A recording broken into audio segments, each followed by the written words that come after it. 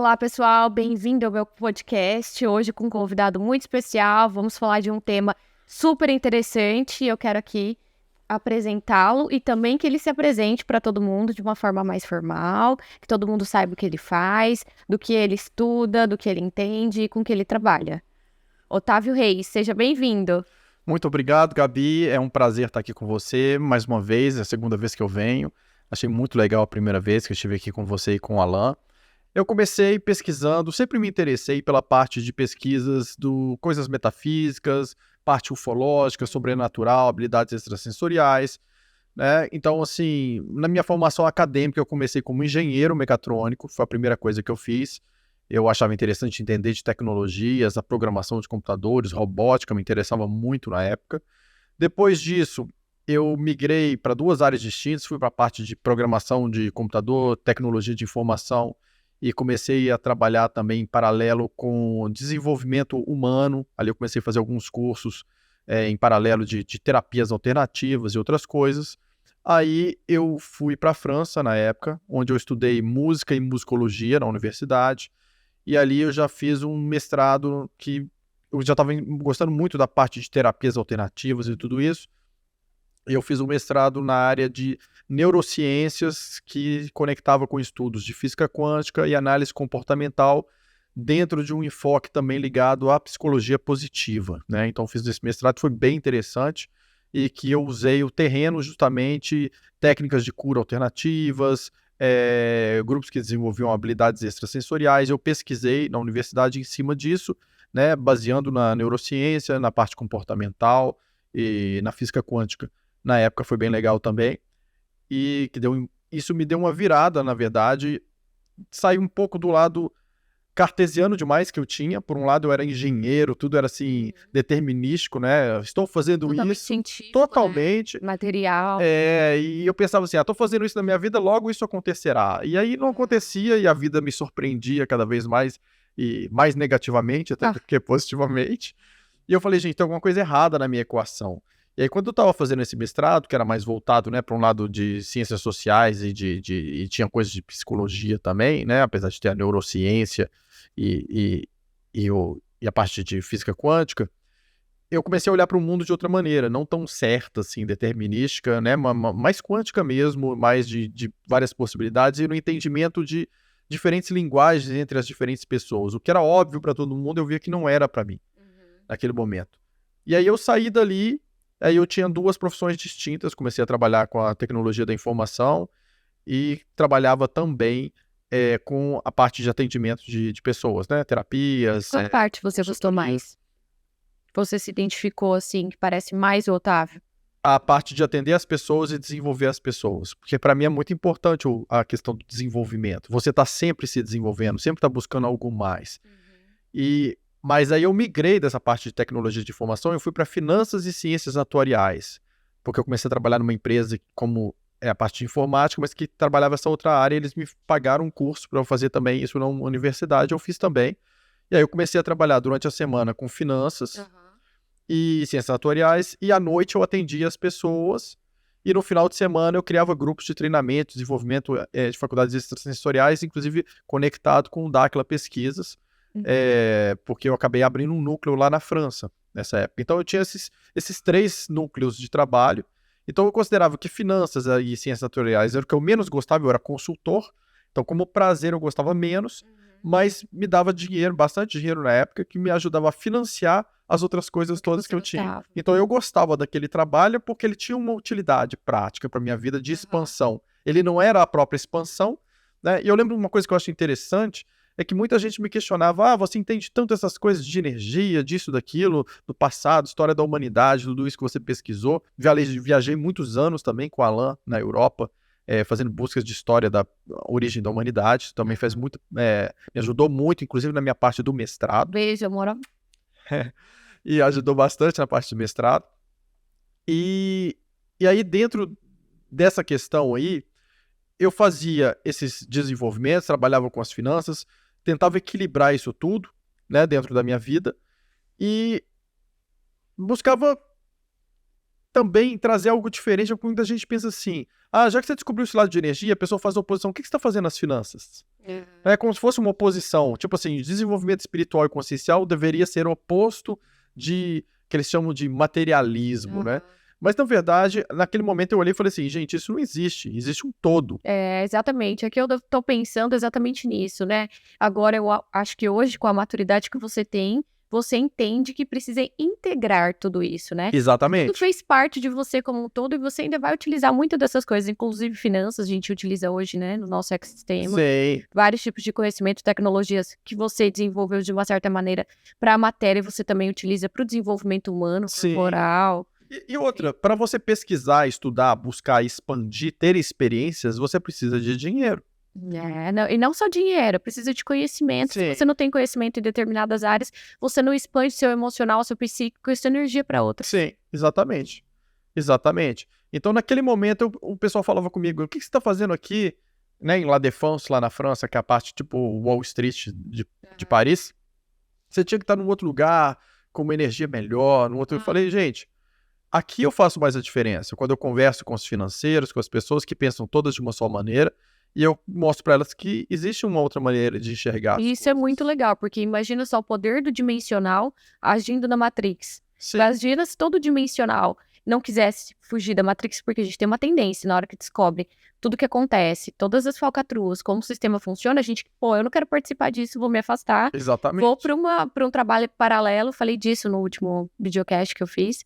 E se a gente se autorresponsabilizasse, não, eu tenho esse conhecimento, eu sou uma pessoa diferente, eu trabalho com energia e o entendimento de uma forma diferente, eu vou me colocar na Matrix para que eu sirva como exemplo, para que eu possa ajudar outras pessoas e para que eu seja uma referência, porque tudo que acontece de ruim também na Matrix é porque tem alguém corrompido lá dentro. Alguém que aperta o botão, como eu falei no último vídeo, para uma bomba atômica estourar, ou alguém que manda seus filhos para a guerra a troco de uma coisa que você não sabe. Na verdade, você acredita no sistema e não tem capacidade para estudar, para ir atrás.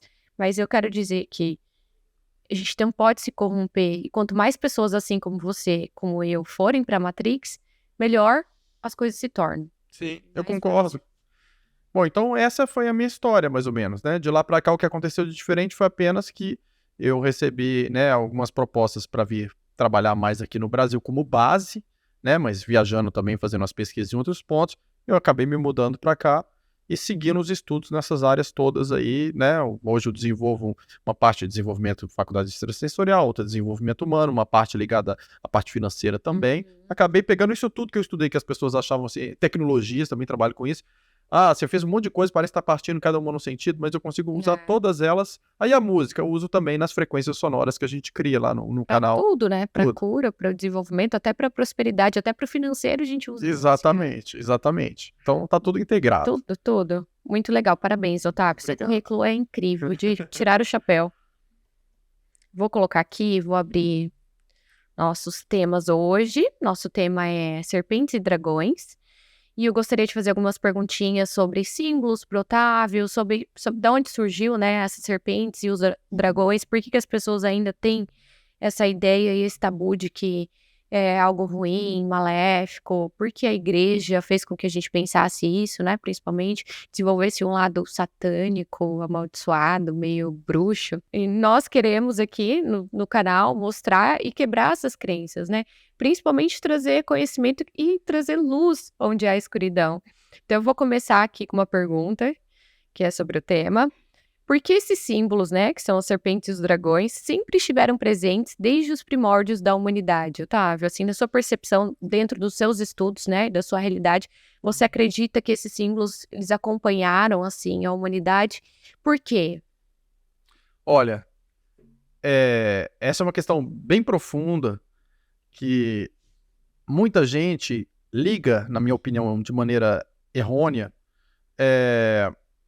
as serpentes, né, a seres reptilianos, né, coisas do mal, demônios, esse tipo de coisa, sendo que a gente tem que olhar que a serpente ela está presente como símbolo de diversas coisas construtivas antes disso e muito positivas.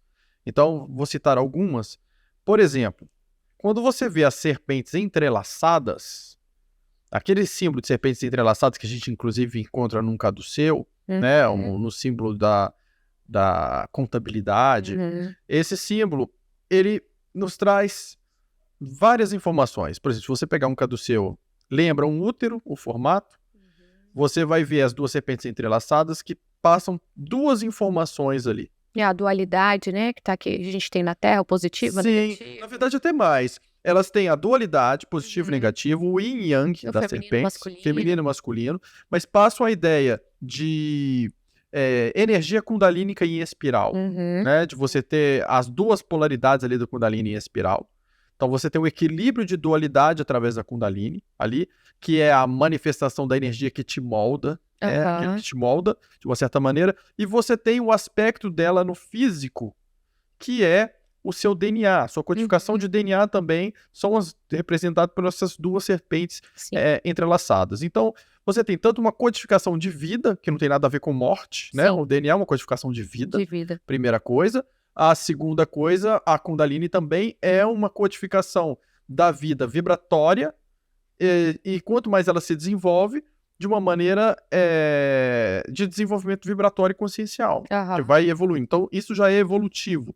Não temos nada de negativo. Não, e é científico, né? Sim. A gente também tem a corrente de Birkeland, se eu não me engano se fala assim, mas é uma corrente bioplasmada que vem direto do céu, onde os antigos povos faziam desenhos mesmo de cobras e kundalinis, de energia kundalini, que é energia espiral, para falar dessa tecnologia que eles viam quando os seres chegavam no céu, né? Viam a tecnologia toda iluminada. A gente tem outras simbólicas também que a gente encontra, outros simbolismos que a gente encontra nessa questão, é que se você pesquisar, por exemplo, na antiguidade, na criação de todas as antigas civilizações, todas, não vou dizer uma de diversas delas, você vai encontrar no Egito muitas coisas ligadas ao símbolo da serpente, nos textos acadianos, babilônicos, é exatamente muitas coisas. Que eu coloquei aqui, principalmente porque eram sociedades e principalmente porque eram civilizações avançadas, né? Em grandes civilizações, assim, que já tinham acesso à tecnologia, né? Já tinham um pouco do conhecimento, entendiam do que estavam fazendo, construções, enfim, principalmente o que você citou, os acadianos, os egípcios, os gregos, coloquei até aqui os helênicos, né? Os povos sítios também eram adoradores da serpente. Não, e se você procurar em toda a América do Sul, você vê o Quetzalcoatl, não sei nem como é que a gente pronuncia, era a serpente emplumada. Então, serpente também.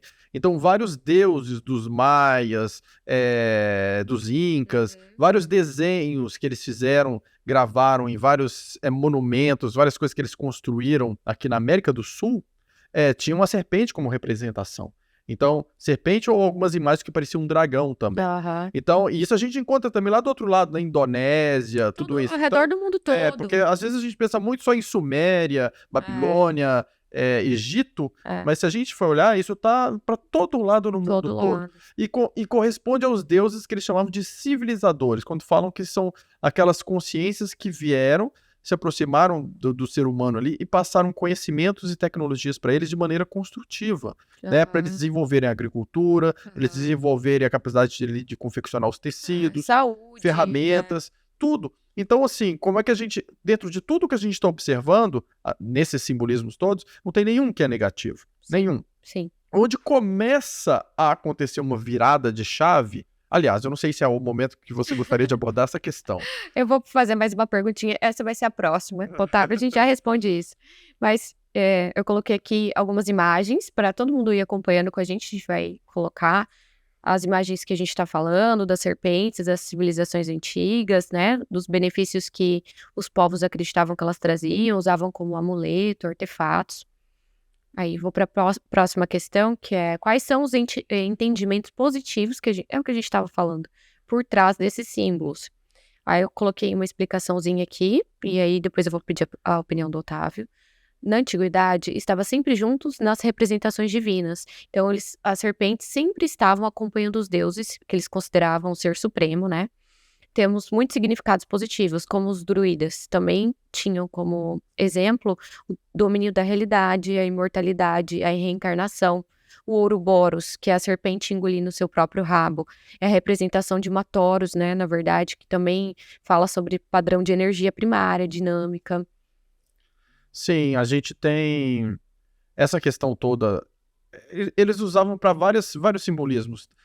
Por exemplo, até a Medusa, né? Que Aham. era uma mulher falavam que os cabelos eram Era serpentes, como se ela fosse negativa.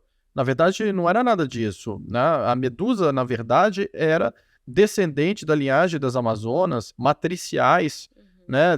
Ligadas a Lilith, inclusive, como se fosse da mesma família. E a Medusa tinha um controle altíssimo de energia taquiônica.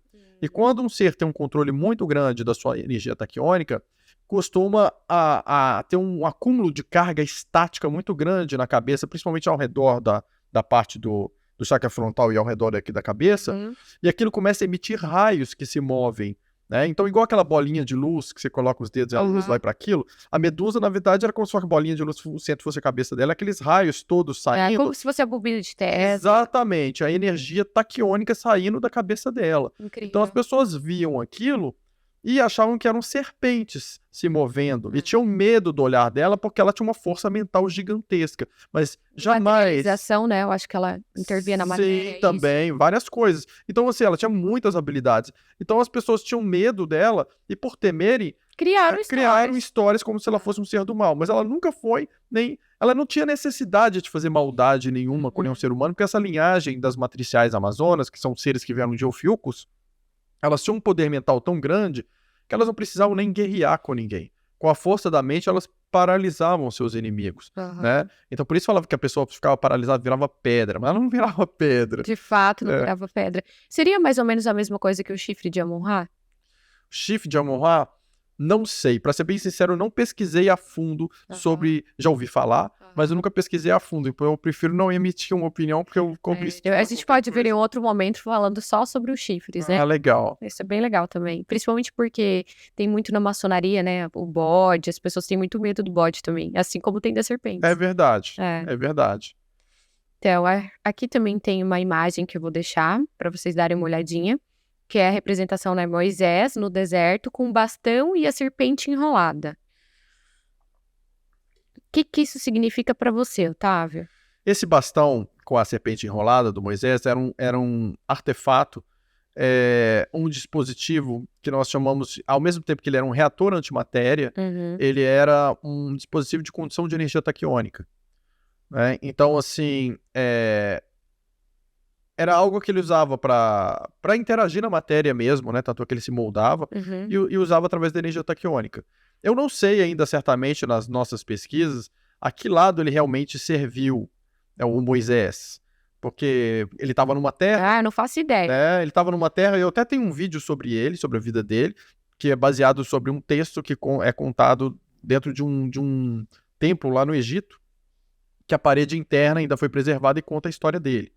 Mas pelo que a gente entende da história dele é que ele servia a um Anunnaki, que era como se fosse um deus, e de repente ele decidiu servir a outro e tirar o povo que estava ali ligado a outro, né? E que era o Moses, na verdade, que no início era o Ra-Moses. Então, assim, esse Moisés, quando ele saiu, ele teria traído quem ele servia para servir a um outro e ter a proteção de outros, segundo vários textos que a gente tem encontrado, até na parede de templos egípcios, e tem uma história que se mistura um pouco com a história de Akhenaton. Tem gente que acha que ele foi o Akhenaton, porque teriam vivido na mesma época, mas esses textos demonstram que não. Foi Moisés que foi levado por uma carruagem de fogo, não é isso? Foi Moisés? Por uma carruagem? Não sei se ele que está na Bíblia, que foi levado pela carruagem de fogo dos céus. Não, acredito que não. Não me lembro dessa parte do Moisés da carruagem. A gente precisa tirar essa dúvida, mas Moisés mesmo carregava um bastão que se tornava uma serpente ao seu pedido. Em João 13, versículo 14, existe uma comparação de uma serpente com Jesus. Jesus sendo pertencente, na minha opinião, ao povo da serpente. Tá falando mais de uma questão de descendência genética, né? Ali tá falando de uma questão até gnóstica, porque o gnosticismo existiu antes mesmo do cristianismo, apesar das pessoas acharem que veio depois, mas não. E dentro do meu entendimento, tá fazendo referência a essa descendência dele. Sim. Eu falei, gente, em um podcast junto com o Otávio que eu não acreditava em Jesus, então eu vou deixar aqui a minha opinião expressa e bem explicadinha sobre isso. Eu não acredito em Jesus como sendo uma personificação tá? Como uma pessoa. Eu acredito que Jesus é uma frequência a ser alcançada, assim como Hermes Trismegisto foi, eu já falei em alguns podcasts meus, assim como o Pitágoras foi, que era seguidor de Pythia, Hermes Trismegisto, seguidor de, Três vezes o Secreto, cada um com a sua nomenclatura, assim como Jesus também, na minha opinião, é um título, e não uma só pessoa. Na minha percepção, existiram algumas outras pessoas com o mesmo nível de intelectualidade e poder de iluminação. Em parte, eu acredito, minhas pesquisas pessoais batem muito com o que você falou com relação a Jesus, e que eu considero até que é a virada do negativo da serpente, que para mim tem a ver com isso, porque assim, a história de Jesus, quando você lê, ela é muito parecida com a história de Horus, Aham. que é muito parecida com a história de Mitra. Não, aí vem de Tamuz, aí você pega mais antigo ainda de Dumuzid, que também era um Exatamente. pastor lá, né? Tudo igual, mesma história, né? Virgem. Crucificações, nasceram dia 25. Morreram aos 33 anos. Tudo a mesma coisa. Então, assim, ali você percebe que alguém veio e vivenciou alguma coisa, ou mais de um vieram e vivenciaram a mesma coisa, o mesmo ciclo, né? E esse ciclo tava ali, quando você começa com Horus, que tem a ver com Osíris, né? O filho de Osíris, ou quase como uma reencarnação do deus Osíris ali.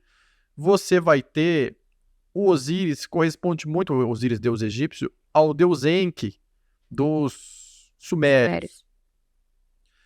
E o deus Enki também era chamado de Enki a serpente, Nakash, se eu não me engano. A palavra Enki a serpente. E ele também tem essas representações, principalmente nas pinturas. Sim. Na arqueologia tem bastante ele sendo representado ou com uma roupa de serpente ou com uma própria serpente do lar. Exatamente. Ou uma roupa de peixe cheio de escamas. Ou dragão também. As pessoas se confundiam, na verdade. Exatamente. Então, ele o que acontecia é que ele usava uma roupa tecnológica, de tecnologia binaural, que nós chamamos de roupa-rede. Era uma tecnologia. E essa roupa tecnológica parecia um monte de escamas. Então, alguns achavam que ele era um anfíbio, né? Parecia um peixe, outros que era uma serpente. Ele entrava na água com essa ele era meio anfíbio mesmo. Ele tinha, segundo algumas tabuletas de argila sumérias, né?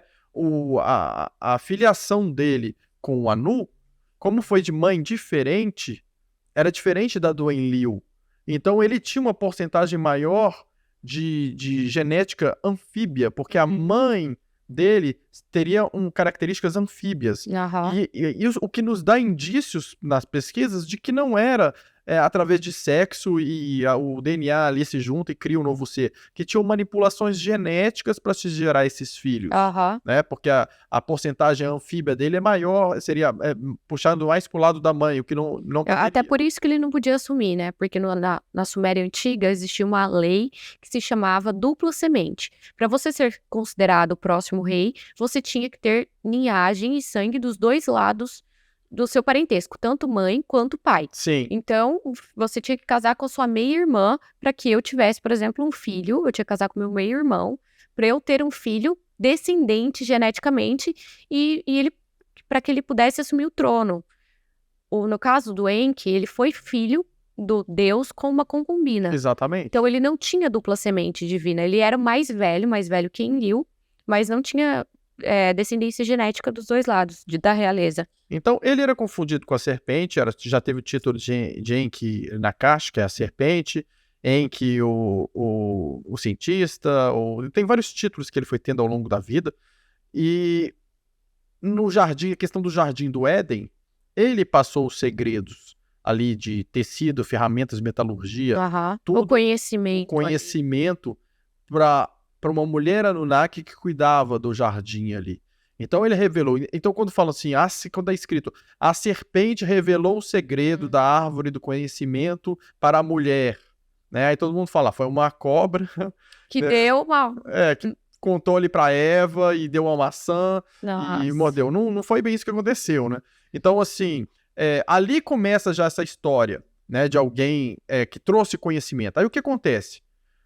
O mundo, naquele momento, não gostou. Os outros demais não gostaram dele ter passado esse conhecimento. Até porque eles viviam ali presos, né? Sim. Sendo dominados, presos. Se eu tenho algo criado geneticamente por mim mesma, que eu mantenho em cativeiro, preso ali, testes de laboratório, eu não quero que ninguém venha libertá-los. Dê Exatamente. condições para que eles saiam, evoluam e eu perco o controle. Exatamente. Então, ali começou a ter um ranço entre... Não, já existia antes, né? Mas assim, tiveram alguns problemas antes já. Mas ali aumentou um pouco o problema entre clãs de Anunnakis ali, nesse sentido, né? E não tô aqui querendo deixar claro, falando que assim, não, então o Enki era o bonzinho, porque ele passou esse conhecimento, e o Enlil. Cada um tinha seus interesses, e cada um agiu segundo os seus próprios interesses. Como não tem ninguém aqui na face da Terra só bonzinha ou malzinha, não tem. Cada um, até um bandido, ele pode ter um lado bom, que seja para a mãe dele, para o filho dele, que seja um assassino, alguém totalmente problemático, mas tem um lado bom para alguém. É verdade, eu sempre falo isso nos vídeos. O pessoal fala assim, Anunnakis são maus, ser humano, as pessoas do bem. Gente, tem muita gente aqui que você não chamaria do bem. E os Anunnakis se dividiram em clãs por terem objetivos diferentes. E afinidades, e afinidades diferentes. Então, assim, tem aqueles que hoje seguem um caminho acompanhando a evolução do ser humano e tentando ajudar. Tem outros que tentam manter totalmente o seu caminho de dominação. Então, não dá pra gente classificar. E outra, eles também têm um processo evolutivo. E às vezes os planos mudam. Sim. Simplesmente. Precisam de ter outras necessidades para serem atendidas, eles vão mudar a estratégia. Exatamente. Então, começou lá atrás essa história, a serpente, né? A serpente que passou o conhecimento. E agora imagina seres como o Enki que chegam em pequenas civilizações, com aquela roupinha que pareciam escamas de serpente, passa conhecimento de civilização para eles, e eles falam que foi a serpente que chegou e passou para eles o conhecimento. Com certeza. Não consegue nem diferenciar. E aí, depois, ao longo da história, você vai vendo outros que foram seguindo a mesma história, trazendo conhecimento e ligados a se colocando como filhos do Deus, ou sendo reconhecidos pelos humanos. Nem todos se auto-intitularam para manipular. Alguns dos homens é que os viram assim. E de repente, tiveram histórias parecidas com a de Jesus. Muito parecido. O Horus, filho de Osíris, né? Lembrando, tem uma história parecidíssima com a de Jesus, sendo que o Osíris, né, a mesma história do Enki. Então, olha que coincidência, né, que semelhança, né, da serpente. Mas aí o que acontece? O nosso mundo, segundo aquele que governa no momento e quer manter a sua força e o seu poder, ele é obrigado a mostrar que aquele que quer tirá-lo de lá é o mal. Né? Então, assim, quando o Enki trouxe o conhecimento para a humanidade ali, então, assim, o outro lado, o outro clã falou, não, a serpente é ruim, a serpente fez o ser humano ser expulso do paraíso, né, a serpente fez isso. E assim aconteceu várias vezes, do clã enquilista tentar queimar a imagem difamar outro e o outro, clã enquilista fazer a mesma coisa. Então, assim, não tem nenhum santo na história, foram histórias que foram acontecendo. É claro que no processo evolutivo deles, tem um que vai tomar consciência, ou já tomou consciência antes do outro, né, de que algo tem que ser modificado. Porque é um processo evolutivo. No final das contas, toda consciência tem o seu processo de evolução. E uma hora as coisas começam a mudar, né? Para você ser mais inclusivo, para você considerar mais o todo, sair menos do individualismo, das coisas apenas por interesse próprio. Então, isso faz parte do processo evolutivo de qualquer consciência. Eu vou deixar uma imagem agora, que é a representação. A gente até citou aqui o caduceu, né? Citamos várias imagens com cobras, como o símbolo da medicina, que também é o caduceu, mas outras serpentes enroladas em postes têm um significado, um da medicina, outro totalmente positivo, de desenvolvimento humano. E o que eu nunca tinha visto até então é uma serpente apenas enrolada em um poste. Eu não sabia o que significava de fato isso. Porque eu acho que até o da medicina são duas serpentes. Não, o da medicina é uma. Esse mesmo. Muita gente acha que ele é o caduceu, mas não é. Ele é o verdadeiro é esse. Então tá. Então o símbolo da medicina. Eu vou contar uma historinha aqui. Eu vou ler um conto mítico grego muito interessante sobre um bastão com uma única serpente enrolada.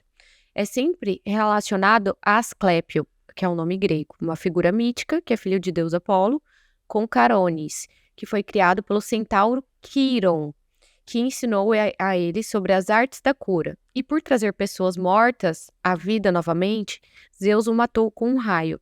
E a pedido de Deus Apolo, que era seu pai, Asclépio foi colocado em meio às estrelas como Ofiucos, sendo chamado de o portador das serpentes. Então, quando a gente olha para Ofiucos, é um homem segurando duas serpentes. Olha só. É o filho de Apolo. Faz parte do grupo das 13 constelações modernas, onde o Sol passa durante o ano, o caminho designado como elíptica. Em 1604, houve uma supernova, onde a estrela Kepler 11 brilhou mais do que Júpiter no céu. Gabi, eu queria fazer um comentário sobre o que você contou dessa história, que eu acho muito legal.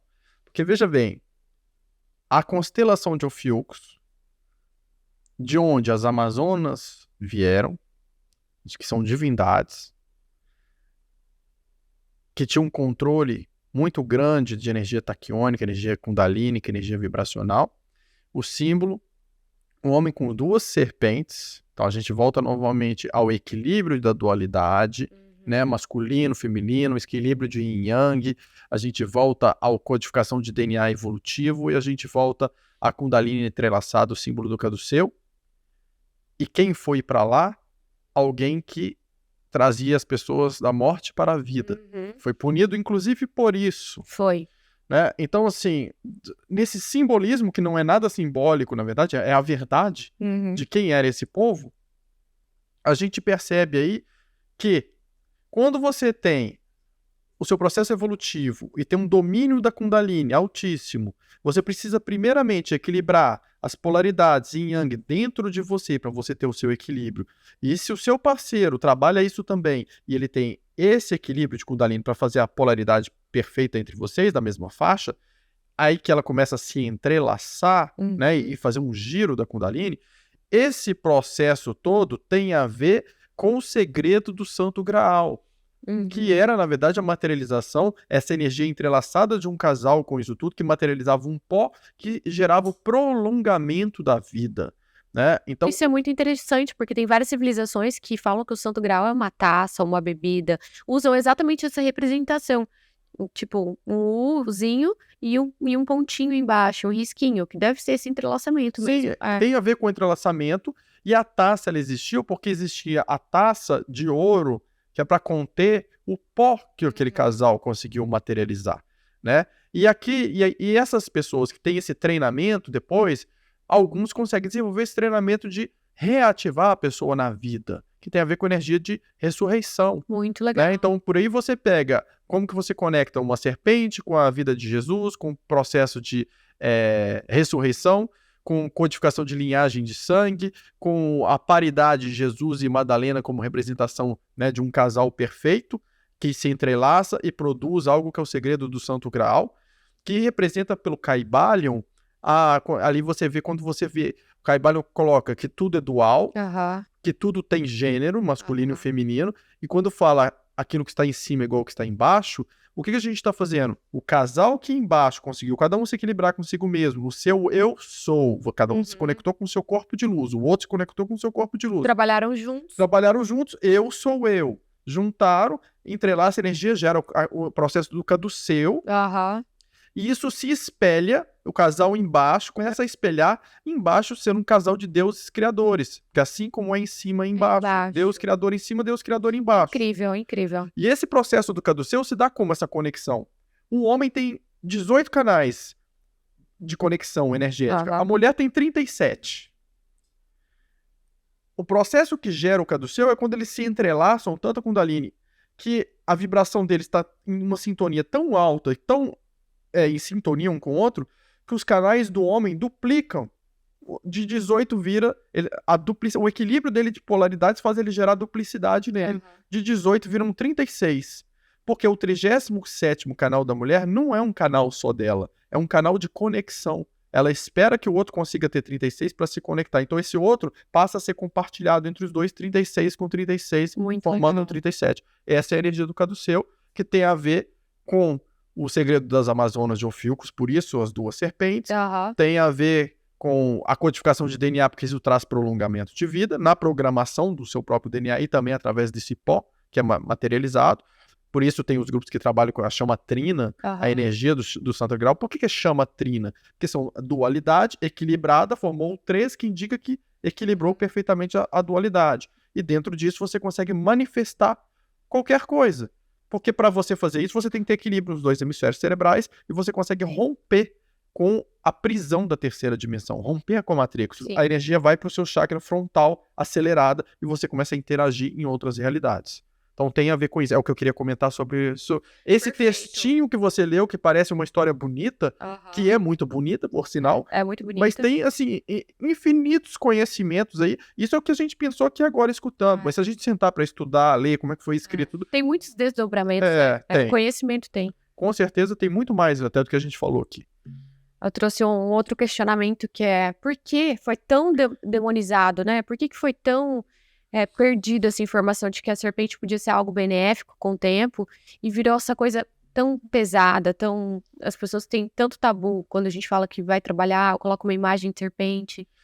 Porque a serpente está ligada a prolongamento de vida, a desenvolvimento consciencial, porque está ligado à parte de desenvolvimento vibratório da Kundalini.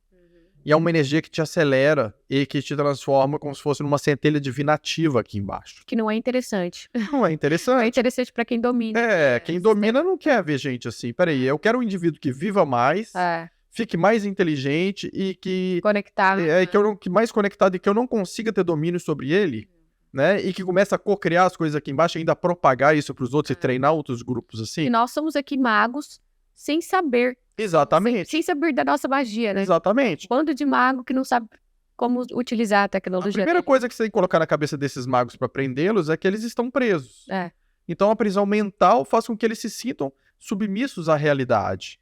Então eles vão seguindo a realidade porque eles se sentem presos. Mas quando eles percebem que eles não estão presos, é só a mente deles que tá se limitando, colocou por causa de uma informação que foi implantada dentro deles, ali eles rompem com aquilo. E aí a vida deles começa a melhorar.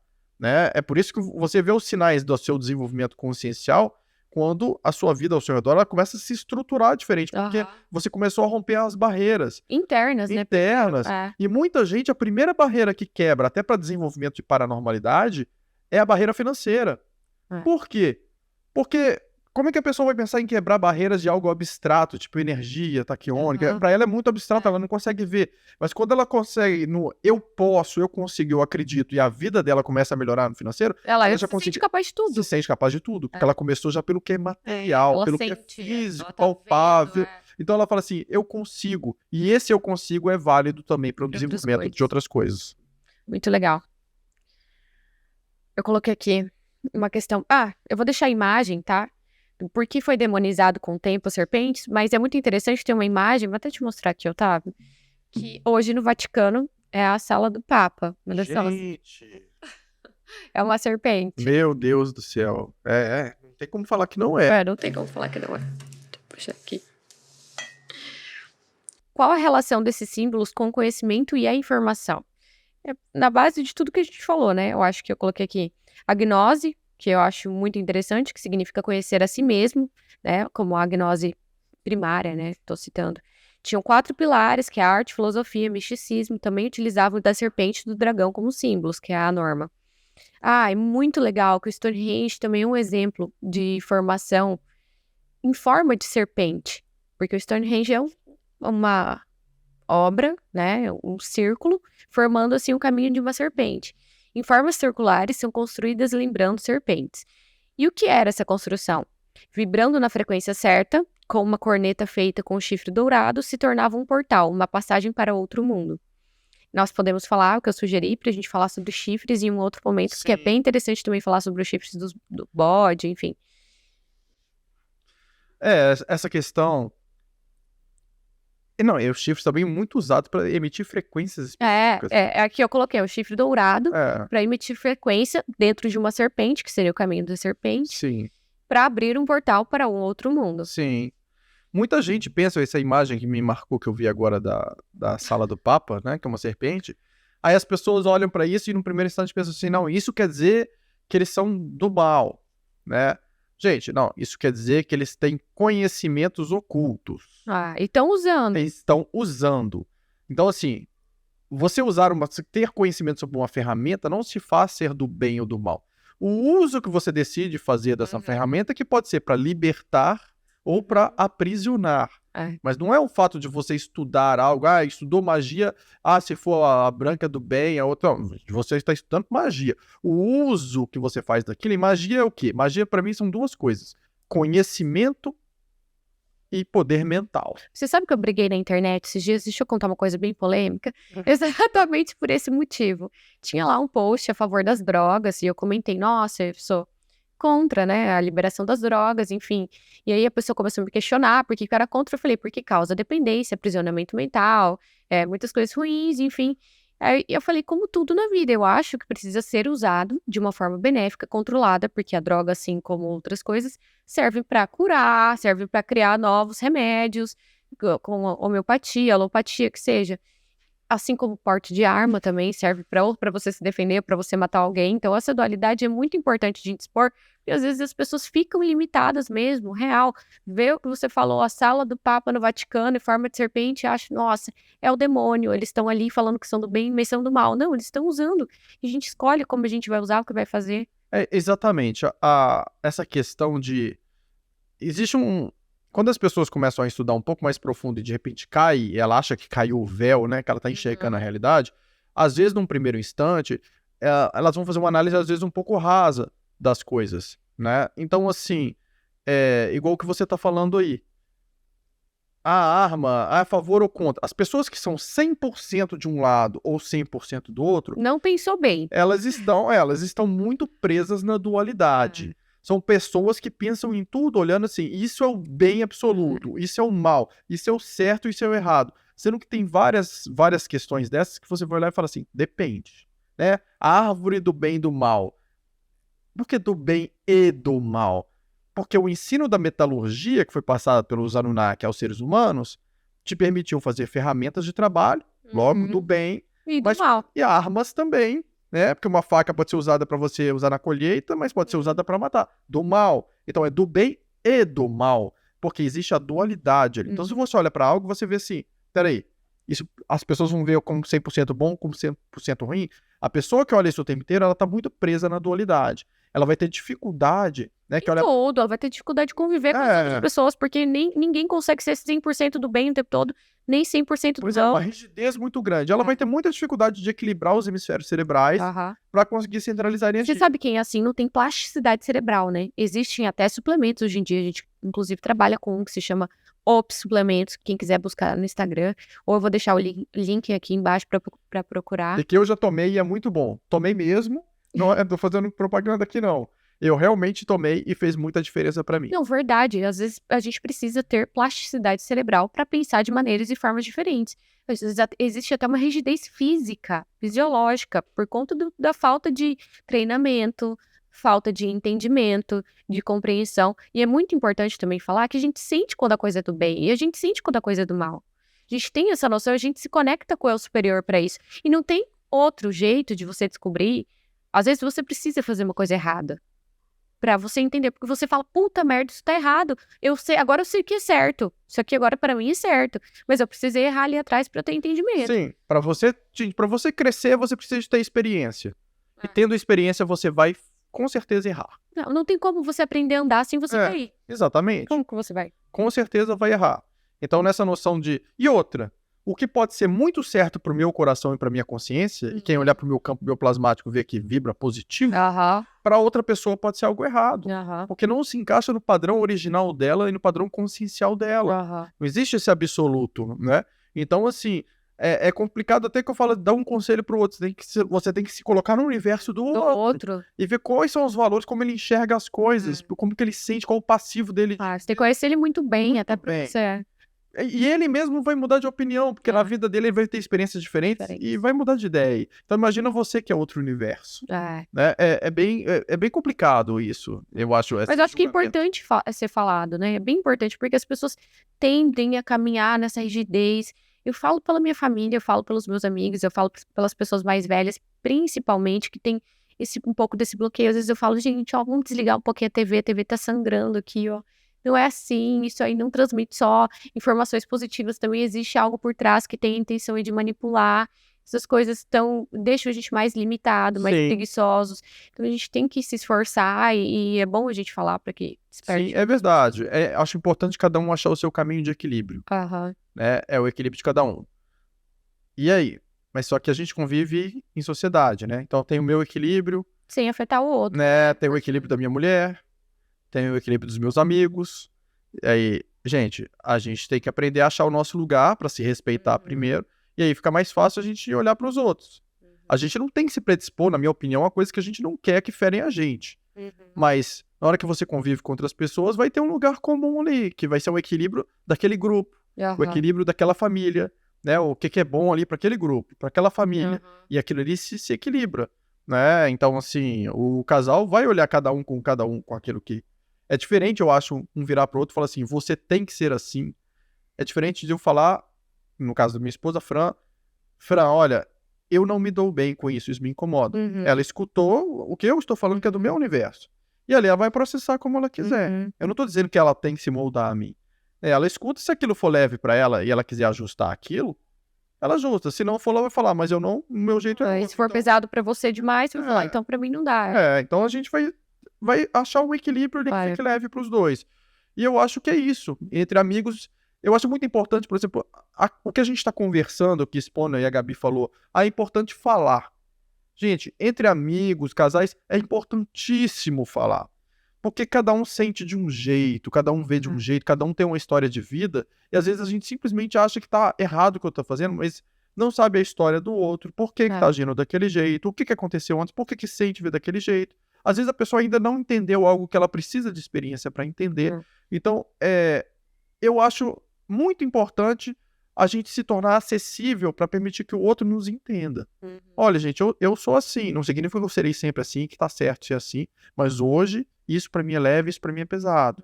Meus limites são esses. E as pessoas se escutarem, se elas têm disposição e gostam umas das outras, elas vão querer crescer juntas. Eu também acho. Eu acho importantíssimo compartilhar esse conhecimento, assim, que a gente vem buscando, estudando e entendendo. Eu quero aqui abrir uma discussão agora sobre as serpentes. A discussão é evolutiva desses seres, tá? Os lagartos e cobras apareceram junto com os primeiros dinossauros no período Triássico, há 200 milhões de anos atrás na Terra. É aceito pela ciência que as modernas cobras surgiram do lagarto, no começo do Cretáceo. Modernas cobras porque essas cobras, na minha percepção, elas não fazem parte desse sistema Terra naturalmente. Por quê? Qual é a lógica dos bichinhos que começaram a existir no mar e viraram lagartos, saíram do mar, foram caminhando para fora do mar, viraram lagartos, criaram perninhas, rabinhos, olhinhos, e eles perderam as pernas depois. E aí depois criou um grupo de serpente, e depois virou um grupo de lagarto. Essa história é meio mal contada, ó. Não existe essa família de lagartos modernos que conecte e que poderia ser entendido como canal que liga essas cobras. Me parece que elas foram postas aqui. Uma curiosidade bastante interessante é que as cobras são consideradas... isso é o que eu queria falar. Eu cheguei aqui no começo do programa e falei, Otávio, meu Deus, você sabia? Você sabia que a gente não pode chamar tudo de cobra? Porque eu não sabia, juro. Pra mim, qualquer serpente, ser rastejante, é uma cobra. Cobra cascavel, cobra sucuri, tudo cobra. Mas eu aprendi hoje que não. A gente só pode chamar a cobra quando ela for naja, e o resto são serpentes. E por conta dos portugueses que vieram para o Brasil com erro de dialeto, enfim, nós começamos a classificar tudo como cobra. Sim. Mas o que você acha sobre o desenvolvimento do lagarto que virou cobra? Olha, ao longo das pesquisas que a gente faz sobre a história da humanidade, tem uma parte que a gente encontra de raças que vieram de fora, de outras civilizações, né? E que teriam características diferentes das nossas, não só alguns que eles colocam mais como anfíbios, outros parecidos com répteis, e outros com características felinas, né? Que são raças que vieram de fora. E aí eles colocam que algumas dessas raças criaram, por exemplo, dinossauros quando queriam abrir espaço em áreas extensivas de florestas, criaram dinossauros geneticamente herbívoros para que colocassem eles ali, para que eles fossem comendo e abrindo espaço ali para depois eles usarem aquela área. E que colocaram os carnívoros para equilibrar as coisas. Na minha cabeça eu acho isso, assim... ainda não entendi bem a lógica, porque se você tem tecnologias muito avançadas, o que te impede de arrancar as árvores, né? Se você tem a tecnologia Claro, avançadíssima, ao invés de arrancar as árvores, Você tá criando bichinho. você criar bichinho. Mas pode ser que seja uma praga, É. tipo um controle de praga natural, É. biodinâmico. Então assim, não sei qual foi o real objetivo, mas eu sei que algumas tabuletas de argila sumérias sugerem Que é isso daí, que colocaram os dinossauros ali, que a extinção deles também foi programada por uma arma de plasma de ultrassônica. Então, que foi o que realmente teria extinguido. Então, se eu enxergar dessa forma, e ainda alguns trechos que a gente encontra que falam que serpentes são seres que não evoluem, mas que ao mesmo tempo tem símbolo de conhecimento, né? Isso é um antagonismo, é estranho. É um símbolo, é um animal que não evolui, mas que tem um simbolismo de conhecimento profundo. Então, assim, tem gente que justifica porque tiveram diferentes raças meio reptilianas, algumas que tinham Seriam seres de Sírios? Porque tem muitas que são... Toda vez que a gente busca serpentes, algo do tipo na internet, a gente encontra lá seres de Sírios. Sim, falam muito dos seres de Sírios. Os Doguns, que são uma tribo na África, né, que eles tinham muito conhecimento astronômico. Antes da construção do telescópio Hubble, eles falavam da estrela de Sírios, características duplas, de um monte de coisa, que só foi comprovado quando o telescópio Hubble foi construído não sei quantos anos depois. E eles falavam que o conhecimento deles vinha desses seres meio répteis de Sírios, né? Então, assim, não sei se esses seres criaram as serpentes também para um objetivo de controle populacional, né? Mas o fato é que realmente as serpentes são animais que parecem que não têm um processo evolutivo, né? Diferentemente de muitos outros. Você vê um cavalo, é um bicho muito inteligente, o cachorro, outros vão evoluir. Mas então você concorda que ela não veio do lagarto, que não foi o lagarto que perdeu as pernas? Olha, se você pesquisar na parte biológica, né, a gente não vê, não tem sentido. Não, eu não encontro fóssil, não tem. Não tem sentido, não tem lógica. É como se fosse um animal geneticamente criado. Criado e colocado, né? Sim, criado e colocado. Então, se veio de seres bons, maus, né? Isso a gente não sabe. A gente não sabe. Se o objetivo foi um controle populacional, soltar aquilo ali como uma arma biológica, né? Biológica mesmo, não no sentido de soltar um vírus, mas uma arma biológica de soltar um animal ali, como fizeram, segundo algumas tabuletas, com os próprios dinossauros, né? Então, se eles já estavam manipulando para criar lagartos gigantes, porque não serpentes, então assim, tem um certo sentido, embora eu sempre pense, por que não usaram uma tecnologia para tirar as árvores daqui? Às vezes eu fico pensando... Existe alguma lógica, talvez, não tenha entendido. Uma ordem natural. Mas às vezes tem um gosto pessoal, né, das pessoas. Não tem gente que compra um Tamagotchi, que é um bichinho eletrônico, e quer ficar alimentando o Tamagotchi, e aí se não dá ele morre, e acha legal ter vários Tamagotchis. Tem gente que quer ter os bichinhos ali. Às vezes tem uma consciência que quis criar os seus animaizinhos como se fosse a fazendinha deles, a gente não sabe. Achava bonito. Não sei o que realmente aconteceu nesse sentido. Mas eu acredito fortemente, segundo as pesquisas, que essas serpentes foram criadas. Foram realmente criadas.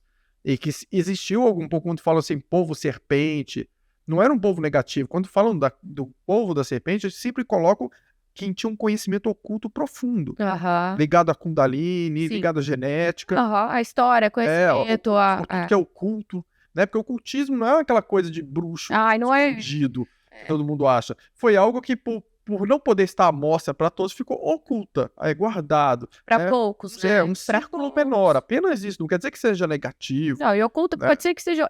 e sempre esse oculto é oculto para os príncipes, para as pessoas bem importantes, né? Porque a gente tem mania de achar que o oculto é, que nem você falou, oculto é uma coisa super banal, ou para pessoas que não têm condição, ou algo sem valor. Sim.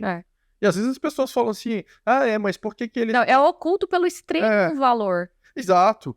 As pessoas, por que eles matam animais? Quem disse que eles matam animais? Quem distorceu isso depois é que resolveu sacrificar animais por distorção da origem. Mas eles usam a roupa preta. Ok. Qual o simbolismo da roupa preta? A cor preta é aquela que você absorve. O branco tem todas as cores. Por que em várias escolas iniciáticas você começa usando um balandral ou uma roupa preta, e quando você olha o seu mestre, ele tá vestido de branco? A gente vai ter Gandalf the White, no Senhor dos Anéis. Por que a evolução dele de Grey foi pra White? É porque o branco é a mistura de todas as cores. Né? Quando você lê na Bíblia, os vencedores são os que tinham vestes brancas, ou a faixa já passou os branca níveis, né? dos vencedores. Ele tem todas as cores. Ter todas as cores, que é a cor branca, é você ter domínio sobre todas as frequências. E o preto? O preto é aquele que está iniciando. É aquele que tem o que absorver ainda, ele tem que ir evoluindo. Então existem escolas iniciáticas que começam com um capuz tudo preto, porque você está começando, né? É para você tá simbolizando que você está ali para absorver o conhecimento que você reconhece que você não tem, até para você ter humildade, ter espaço para receber esse conhecimento. E na medida que você vai evoluindo, você às vezes vai usando outras cores. Algumas dessas coisas, dependendo do simbolismo da escola, vai usando outras cores até se atingir um branco. Tem muitas coisas assim, tipo esportes, jiu-jitsu, judô, que vai adquirindo as cores, indo, e depois a faixa fica toda da preta, vai pra branca de novo, Pois da é. ponta, não sei o quê. Então, tem a ver com isso. Aí as pessoas, por simbolismo, né, e não entendem aquilo, e para que as pessoas não descubram o conhecimento que é oculto, porque ele tem uma força, não, isso é coisa ruim. Mas não é, gente. Entenda, estuda, busque entendimento sobre aquilo, por que que aquilo é feito. Gente, o conhecimento tá aí pra todo mundo. Não precisa vir só pra Dáquila, não precisa pesquisar comigo, nem só com o Otávio. O conhecimento tá em todos os lugares. Se você for buscar, você vai encontrar. Ele tá fragmentado, você vai catando os fragmentos pra lá e vai montando, vai tendo entendimento, vai tendo a compreensão e a gente vai juntando todos juntos, trocando figurinha. Exatamente. E esse processo é muito legal, porque é o processo em que você vai juntando fragmentos fora e que se refletem dentro de você, como se você estivesse juntando peças suas mesmo. Tá montando, tá se montando. Eu acredito profundamente que isso que muitos chamam de o caminho da retidão não é você ser o certinho, não é você ser uma linha reta, é você respeitar a sua estrutura de padrão original. É reto dentro de você. É você ter uma estrutura, você ser coerente com a sua própria estrutura, que é sua. A minha retidão vai ser diferente da sua, que é diferente do outro. Porque cada um tem o seu padrão original. E para você voltar para o seu padrão original, que é aquele do seu corpo de luz que se reconectou e desceu aqui a primeira vez na matéria, você vai ter que juntar essas peças para você começar a reacessar a sua memória cósmica. E o que te força a acessar a memória cósmica é quando você começa a buscar, pesquisar, porque essa busca vai criando algo dentro de você, tanto é que você tem a certeza quando você achar algo. Esse é o fogo aceso. Esse é o fogo do conhecimento. O fogo do conhecimento. É o fogo do conhecimento. Exatamente. Né? Quando Aquilo que queima no peito, com vontade de entender melhor, de compreender, de fazer, de pensar, de agir aqui na realidade 3D de uma maneira diferente, fazer a diferença, né? Exatamente. Por isso o fogo ele é tão importante, né? A mitologia, o fogo do conhecimento, o fogo da Kundalini. Tem lugares que aquele fogo significa Kundalini, que tem a ver com conhecimento também, né? E aí os símbolos, os ocultistas consideram o primeiro dos elementos, né? E as pessoas às vezes questionam, mas por que o fogo? Não precisa de ar para ter fogo? Gente, o elemento não é a coisa física, o fogo pegando fogo, né? Mas eu ainda acredito que isso esteja invertido, porque os 4 elementos mais os 3 elementos alquímicos ali, as 3 substâncias alquímicas, você vai ter o enxofre, o mercúrio e o sal, né? Um simboliza positivo, negativo e neutro. E você tem os 4 elementos, esses 4 elementos têm a ver com magnetismo, densidade, pressão e luz, né? Que é o nosso MDPL. O fogo é a luz. O MDPL ele tá ali no quarto. Aí é a luz. Mas se a gente pensar, a luz, todos os lugares que a gente lê o Fiat Lux, ou Faça essa luz, ele só existiu o fogo porque teve o verbo primeiro. Né? Então primeiro veio o magnetismo do verbo. O fogo surgiu depois. Teve algo, vibrou e falou, faça-se a luz. Né? Então quando o estudo eles já começam ali no fogo, mas tem o faça-se a luz primeiro. A luz, a frequência sonora, quando a gente olha para isso, molda a luz que molda a nossa matéria. Né? E é interessante a gente olhar para esses elementos, treinar, sentir o que é aquilo ali, o que é o fogo do conhecimento dentro de mim. E essa busca ser consciente, você está estudando, você vai sentir, você sente uma chama mesmo dentro de você. E satisfação. Isso. Juntando os seus fragmentos, aquilo vai te preenchendo. Se sente pertencente, faz sentido, acaba com aquela angústia. Eu, quando era adolescente, eu senti um buraco no meu peito, eu nem entendi o que era. E eu era uma pessoa religiosa na época, minha família era religiosa, eu tinha uma vida confortável, tudo muito bem, mas eu senti um buraco como se fosse um vazio no peito. Não fazia sentido, porque eu não entendia o que estava acontecendo, onde que eu estava. Eu pertenço ao quê? Do que eu acredito? Não sabe. É verdade. E esse processo é muito legal. Né? Para quem está assistindo aqui, se está assistindo é porque está em busca. Né? Porque... E não são respostas prontas. Por mais que a gente tenha dado respostas aqui, a prática delas é muito importante. Muito. Porque ela só se torna verdade quando você sente o que é. Né? O que é uma chama dentro de mim? O que é um fogo da Kundalini dentro de mim? O que é o meu magnetismo de verdade na prática? Né? Diferente da gente só assistir lives ou ler e entender racionalmente. É você sentir, vibrar. E, gente, esse é o processo. E aí a sua vida começa a espelhar a mudança que existe dentro de você, porque quando a gente fala o que está em cima é igual ao que está embaixo, o que está dentro também é igual ao que está fora.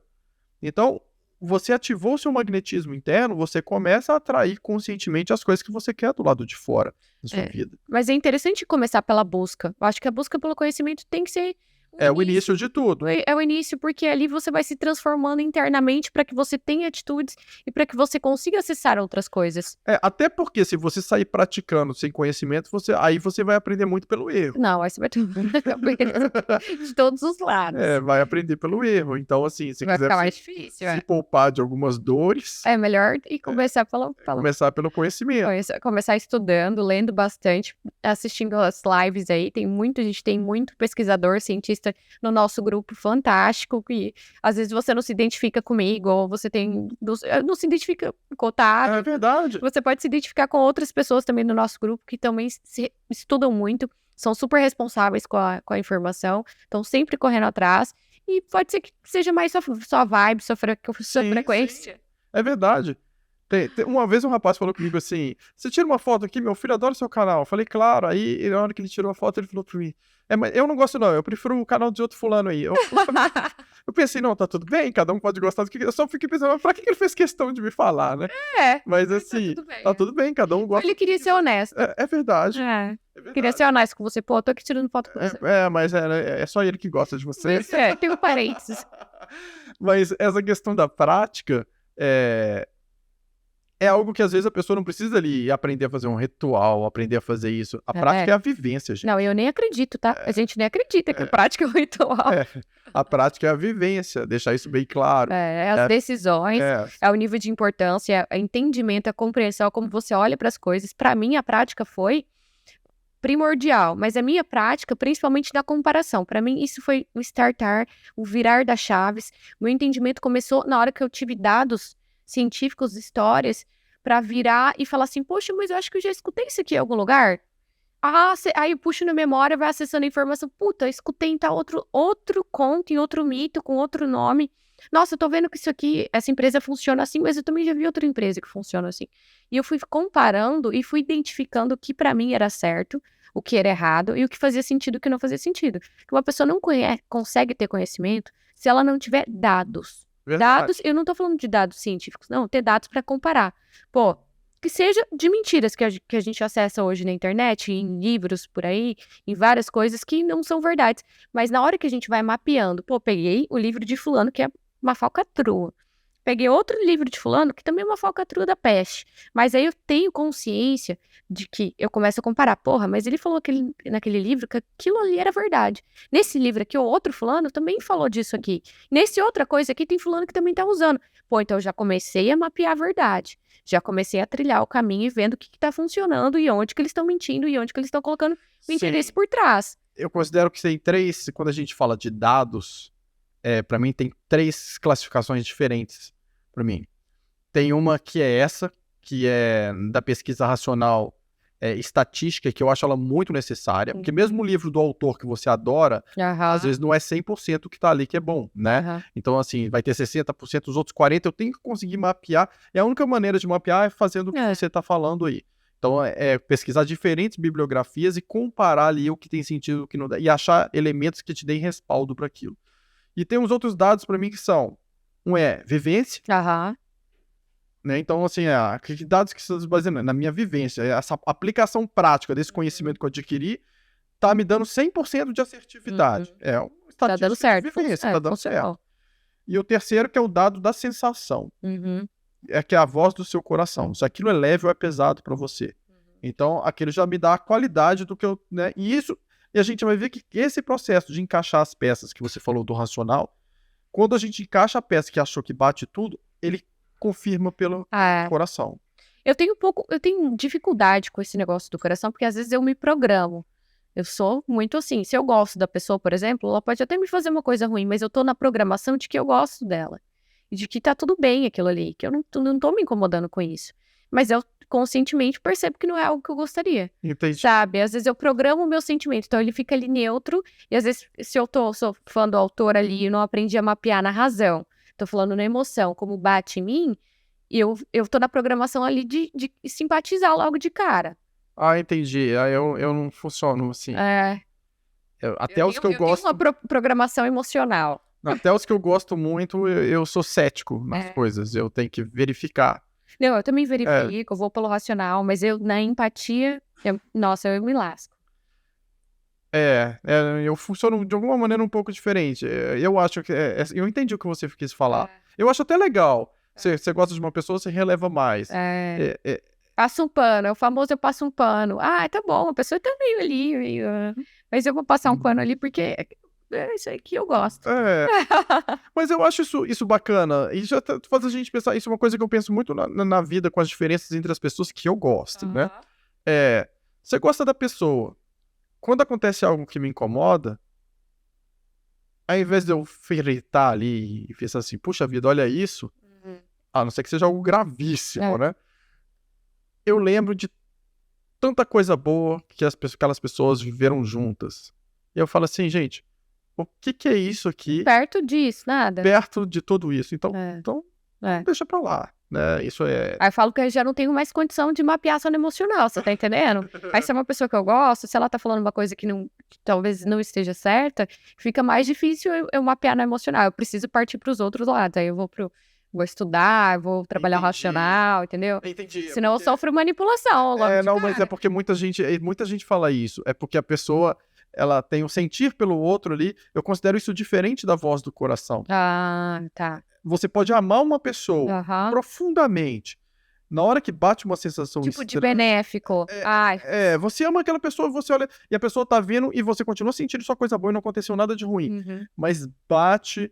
Vou citar um exemplo meu, por exemplo. Eu acordo e vou tomar café com a Fran. E tô mega feliz ali. Nossa, olha, Tá tudo bem. outro e tá tudo bem. E bate uma coisa esquisita, um sentir estranho. Eu falo, gente, alguma coisa esquisita vai acontecer. Eu não tô sabendo de onde, né? Então aí acontece, por exemplo, um estresse dela no trabalho e ela fica mais irritada e vem falar comigo e tá num momento que eu também tô irritado porque aconteceu algo. Aí eu já paro na hora que eu penso assim, se eu responder na irritação que ela tá do mesmo jeito, vai acontecer a sensação que eu senti. Então, assim, apesar de você gostar da pessoa estar bem naquele momento, quando você sente, você sabe que tem alguma coisa oscilando ali naquele momento. Entende? Com conhecimento eu tento fazer a mesma coisa. Nossa, eu adoro esse autor, papapá, eu vou lendo, eu gosto. Essa é a minha emoção. Mas tem algo que bate ali que é como se o peso pra mim não vibra verdade. Mas eu acho que eu tenho que trabalhar a percepção, assim, nos detalhes. E isso pra mim faz muita diferença. Porque no meu caso, eu era muito racional em tudo, pra decidir o que fazer. Hoje eu já funciono bem diferente. Muita coisa que é pelo meu sentido. Eu não consigo nem dar explicação ou desculpa pra pessoa porque que eu não quero. Bate um incômodo tão grande em mim, assim, que eu falo, eu simplesmente não quero. Mas as pessoas falam, mas vai estar fulano, não sei quem lá em tal lugar, vai ser super legal, só tem gente que gosta. Não vou, eu não vou. E aí no dia seguinte me fala assim, tá, ainda bem que isso não foi. Aconteceu isso, tal coisa, você ia ter estressado no máximo, a gente sabe que com você não ia ter dado certo. Então assim, aí foi estatístico, aí que eu falo que a gente comprava pela estatística. Quando eu mudei essa chave em mim, a comprovação que eu tive de assertividade das coisas Muito maior. Tanto que eu falei assim, essa é a minha maneira de lidar com as coisas. Então, se me causa incômodo, eu posso até tentar explicar pra pessoa, mas eu não vou conseguir, vai ser umas explicações meio chifrinho, porque na verdade eu sinto um incômodo tão grande, mas tão grande de fazer aquilo, que simplesmente eu não vou. Não, tá certo. Tá certíssimo. Eu também, mas eu fazia só o que eu queria. Aí eu tomava na cabeça, só na cabeça. Aí eu falei, não, eu tenho que parar de seguir só a emoção. Eu tenho que ser um pouco racional. Essa parte, e é muito treinamento de que cada pessoa tem coisas que ela faz muito fácil. Todo mundo é assim. Que as pessoas olham a gente aqui e pensam, puxa, olha o que ela faz, que legal, eu gostaria de ser como ela. Olha, eu tava falando isso, também gostaria. Tem coisas que todo mundo tem como uma facilidade danada e outras que ela tem dificuldade. Cada um tem que achar o seu equilíbrio, que é desenvolver mais aquilo que ele tem dificuldade para vencer as limitações. Então, assim... Eu até falei no último videocast que eu fiz também, muito interessante sobre isso. Resistência, né? A gente tem que vencer resistência. A gente tá aqui nessa programação, na 3D, pra vencer essas resistências. Porque quando você vence as resistências, você se transforma em luz. É assim que a luz surge. Sim, eu concordo com você. Foi uma coisa que eu pensei muito esse final de semana. Eu sou uma pessoa mais... você sabe, né, que você e o Alan são grandes amigos. Mas assim, eu sou uma pessoa mais fechada. Eu gosto muito de ficar em casa. Aham. Né? Então, para eu sair de casa para fazer algo, ou é uma coisa que eu quero fazer muito, ou com pessoas que eu gosto muito. Aham. E porque eu tenho a minha necessidade de me recarregar as baterias, geralmente é em casa, E é maior. é maior. E por coincidência, né? Não coincidência, mas assim, fechou. A Fran é muito parecida comigo. Uhum. Mas aí, esse final de semana, eu pensei, não, gente, a gente precisa também, tantas coisas que a gente aprendeu, compartilhar mais isso com as pessoas, ver mais pessoas. Até porque o magnetismo Sim. carrega as pessoas, Sim. leva conhecimento para as pessoas. Eu falei, eu até conversei isso com ela, falei, a nossa troca é importante. Tem amigos que gostariam de conhecer lá a fazenda com a gente. Falei, Fran, pode chamar amigas dela, principalmente. Chama as suas amigas, vamos... porque é importante. É importante. Por que eu olhei pra isso e falei assim, gente, é algo que eu tô fazendo pouco. Uhum. E é algo que eu vejo que existe algo construtivo. Se eu visse que não tinha algo construtivo, nada vai me fazer. Não, eu também me cobro bastante. Eu falei assim, então, eu vou me trabalhar nesse sentido. Uhum. Então, o meu lado, como a minha tendência é ficar mais sozinho, às vezes eu me trabalho mais pra tentar ser mais sociável. Saiu da sua zona de conforto. Sair da minha zona de conforto. E eu acho que a gente tem que fazer isso. Já tem gente que é extremamente sociável e não consegue ficar sozinha, por exemplo, de jeito Aí vai nenhum. tem que aprender a gostar de si mesmo, ficar sozinho. Né? Então, esse equilíbrio é necessário. O caminho é o caminho do equilíbrio. E a gente vê grandes mestres, né? Confúcio, Jesus. Jesus fala do caminho do equilíbrio mesmo. Confúcio do caminho do meio. Buda, né? Repetiu a questão do caminho do meio. E vários. Mas esse caminho do meio é o quê? É a trindade. É o neutro. É o equilíbrio das duas polaridades. Parece simplesmente o caminho do meio. Não é o caminho do meio. É o neutro. É a trindade. Então, tem muitos que falam o grande segredo da Santíssima Trindade. A chama trina. Né? Tudo isso. Tudo tá ligado a um conhecimento profundo, que o ocultismo todo é baseado nisso. As leis herméticas têm tanto a ver com isso, com esse equilíbrio. Mas com uma coisa que é simples, que é o equilíbrio. Né? Só que esse equilíbrio é dinâmico na vida. Né? A gente vai se equilibrando, vai ajustando, e dentro da gente esse equilíbrio precisa existir. Para você se desenvolver, esse equilíbrio precisa existir. Para o seu cérebro funcionar bem, você tem que trabalhar com os dois hemisférios. Né? A consciência, a razão tem que funcionar em equilíbrio. Né? O lado esquerdo e direito tem que ter equilibrado. Tem que ter equilíbrio. Você precisa, todo mundo precisa disso em equilíbrio. É muito interessante que você está falando isso, e tem uma representação que em bastante templos antigos existem 3 portinhas, assim, bem antigos, nos primórdios, os primeiros templos religiosos, pagãos principalmente, 3 portas, uma maior do meio, que é o caminho do meio, e 2 outras portas dos outros lados, né, de forma piramidal, não é piramidal as portas, né, as 3. Que é exatamente para as pessoas desenvolverem isso. Aí tem o lado das pessoas comuns entrarem, o lado dos sacerdotes e dos deuses que adquiriram o caminho do meio, já o entendimento, saber equilibrar e trabalhar isso. Olha só, eu sabia das portinhas, e engraçado que existem estruturas piramidais com as portinhas em vários lugares do mundo, mas eu não sabia dessa informação, eu não sabia, isso eu não sabia, das portinhas, muito legal. Muito legal mesmo, olha só. Gente, sensacional. Gente, o nosso podcast por hoje foi isso. A gente falou sobre serpentes, falou sobre um pouquinho sobre a vida de Jesus, sobre tecnologia, falamos sobre nós mesmos aqui, sobre a nossa busca pelo conhecimento, sobre a chama do conhecimento que existe dentro de nós. Estamos aqui para compartilhar a informação, dividir com vocês, aprender também. Hoje meu convidado foi Otávio, meu amigo querido do meu coração, que tá sempre lá em casa. Fran, minha maravilhosa, um beijo, amor, te amo, ó. Tô com saudade de volta logo de Dubai. E obrigada, Otávio, foi incrível. Eu acho que foi só porque a gente já passou do tempo lá, o cronômetro tá rodando sem parar. Dá uma olhadinha. É verdade. Eu queria agradecer profundamente, foi muito legal. Eu espero que as pessoas gostem tanto quanto a gente gosta de estar aqui fazendo, né, esse bate-papo, que pra gente é muito natural, porque quando nós encontramos como amigos, a gente gosta de conversar sobre isso. A gente só come mais. A gente come mais. E E hoje eu falei coisas, inclusive, que muita gente no meu canal pede pra falar e que eu nunca falo. Os detalhes da vida de Jesus que eu não gosto de entrar. Polêmicas, então. Então, quem quiser me assistir falando sobre isso, vai ser aqui no canal da Gabi. Vamos compartilhar os 2 canais. É isso aí, gente. Muito obrigado pelo convite. Tchau. Obrigada. Sigam, curtam, por favor, o canal, tá? Deem like, compartilha aí, ajuda a divulgar nossa informação. E até mais.